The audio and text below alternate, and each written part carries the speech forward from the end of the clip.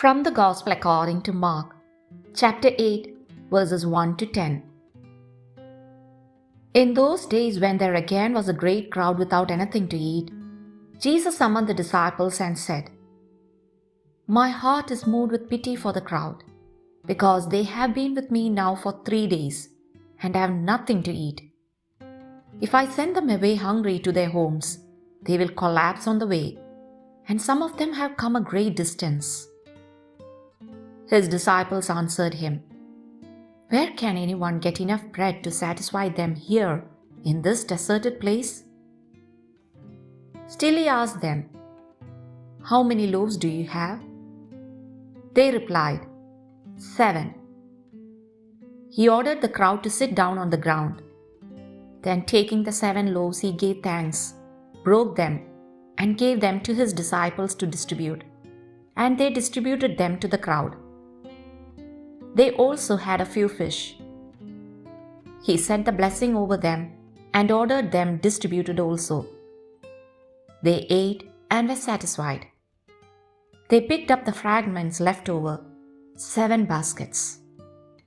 There were about 4,000 people. He dismissed the crowd and got into the boat with his disciples and came to the region of Dalmanutha.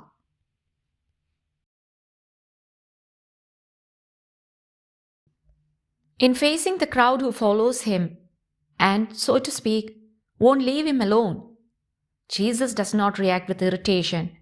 He does not say, "These people are bothering me." No. He reacts with a feeling of compassion because he knows they are not seeking him out of curiosity but out of need. But attention, compassion with Jesus feels is not simply feeling pity. It's more. It means to suffer with, in other words, to empathize with the suffering of another, to the point of taking it upon oneself.